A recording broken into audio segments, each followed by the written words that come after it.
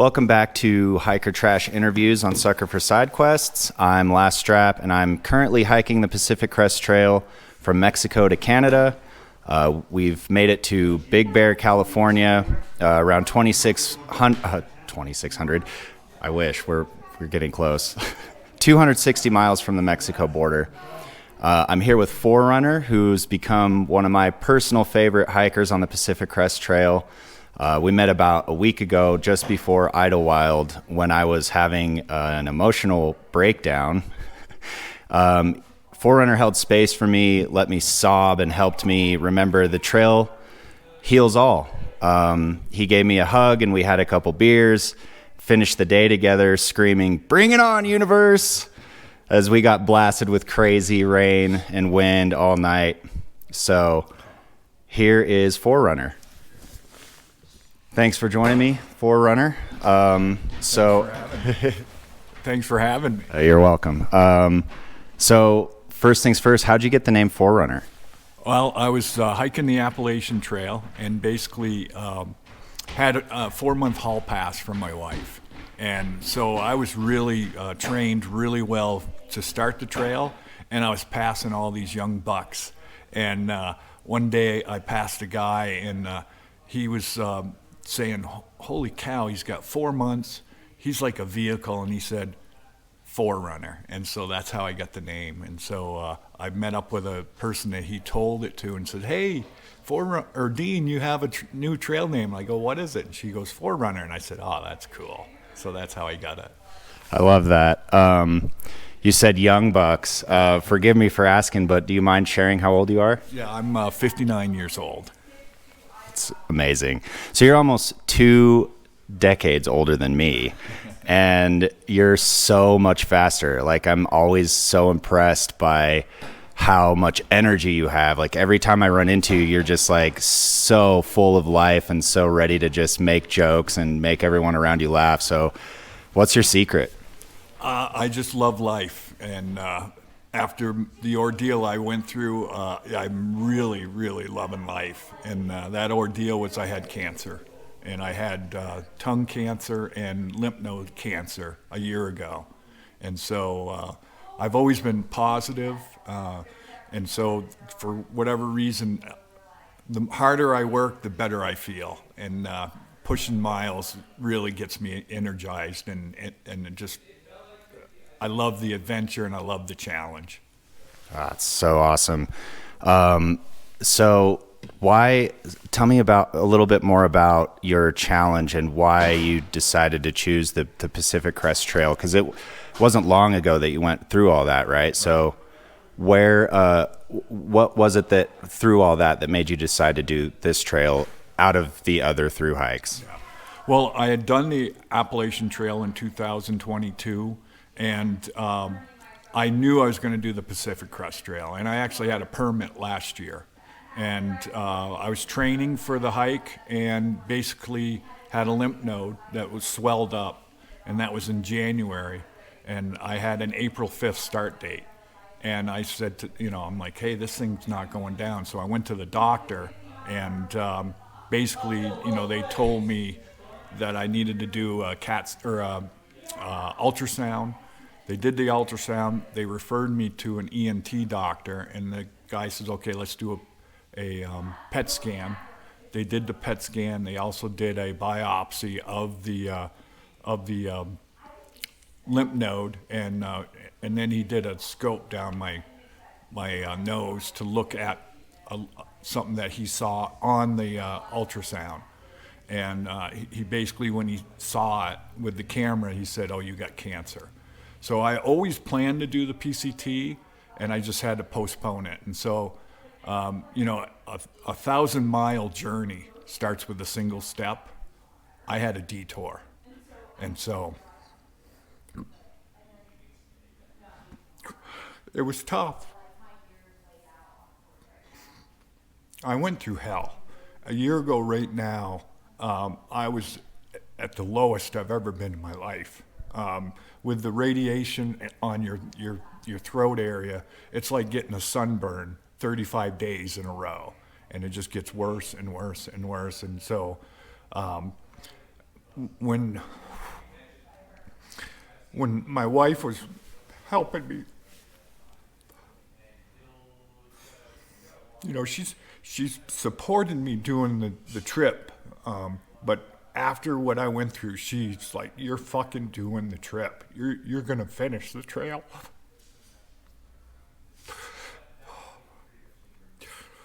So I'm doing this for myself, but I'm doing it for her. I'm doing it for all the people that have gone through what I've gone through, and it's hell going through that. And it's the doctor says there's the worst treatment on cancer.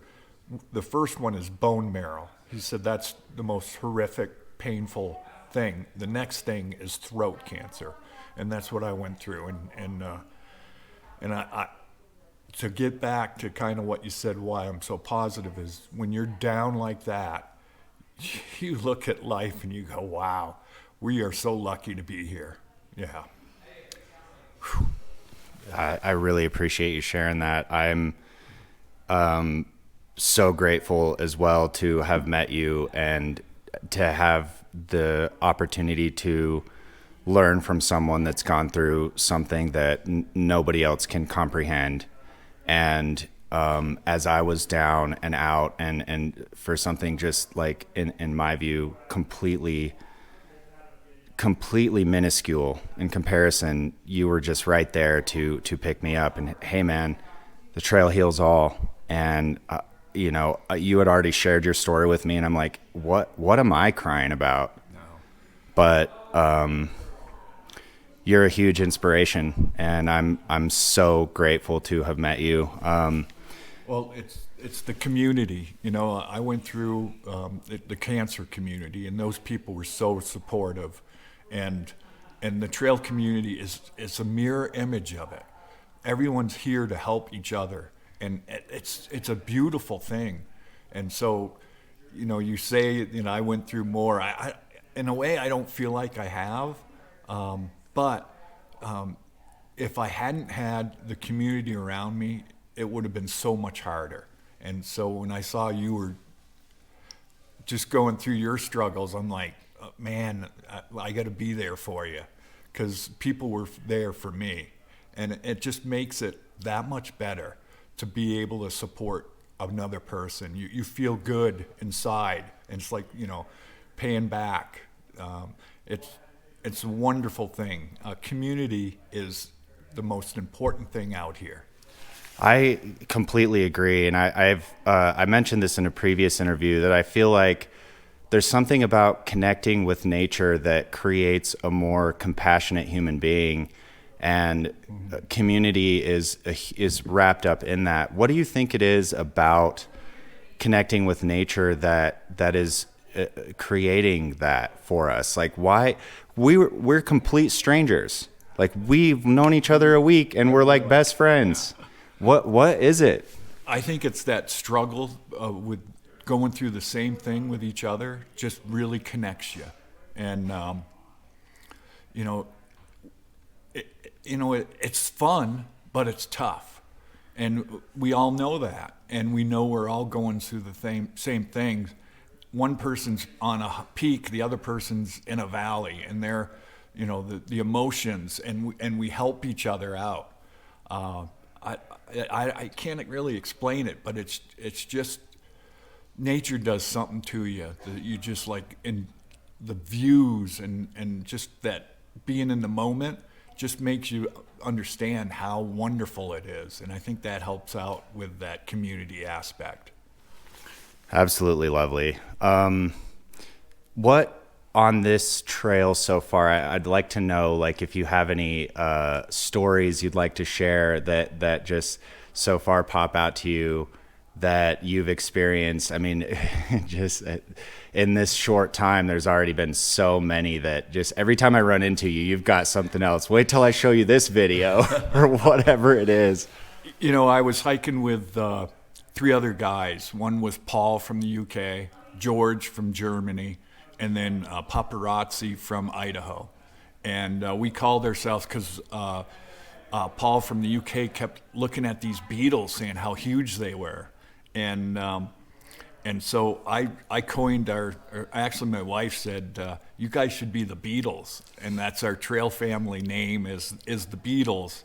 And those guys, it's the same thing. I met George at the bus stop coming into Campo. And we just connected so quickly. And we're like best friends. And, we're texting each other, hey, where are you, and all that. I just, and Paul was going through a tough time too, and both George Paparazzi and myself were there for him, and then the next time we saw him, Paul said, "Man, it's like we've been here for 2 days together, and I feel like you're my brother." And it's weird how quickly you connect, but the trail breaks you down, and it makes everyone like at the even playing field. There's no that society hierarchy of people. You're all the same. And I don't know how the trail does it, but it does it. And so it brings together people that are from different walks of life, and you're just there together. It's so cool how that works. Yeah, I am experiencing that for the first time too, and it's just every single day it's blowing my mind. So thank you so much for joining me. Where can people find you? Do you have any online presence you'd like to share? Sure. I've got a YouTube channel, and it's Dean's List 4458. And then I have an Instagram, which is Dean's List 23. And I'm actually hiking for Spunk, which is support for people with oral and head and neck cancer. And they've just featured me on their newsletter for April. They got a cover photo of me touching Mount Katahdin sign when I finished the AT back in 2022. And April was Head and Neck Cancer Awareness Month. And so it was pretty much a huge honor to be featured on their newsletter. And so they're posting all kinds of stuff on Instagram. So if you want to see some of that, you can go to Spunk, which is SPOHNC on Instagram. And so you can see me there too. So awesome. And I'll put links in the description too. So once again, 4Runner, love you, man. Yeah. I'm so grateful that you took the time to do this. I know you're getting ready to get out of here, so I'll let you get on your journey. But anything else you want to add? Well, last strap, it's been a pleasure meeting you. I know we're going to continue doing miles together, and you're going to be a lifelong friend. I just know it, and I feel fortunate to meet you, and it's a blast seeing you every moment, and you bring life to the trail. So awesome. Thank you so much. Thank you for watching. This is Sucker for Side Quests with 4Runner and Last Strap, and we'll see you on the next interview.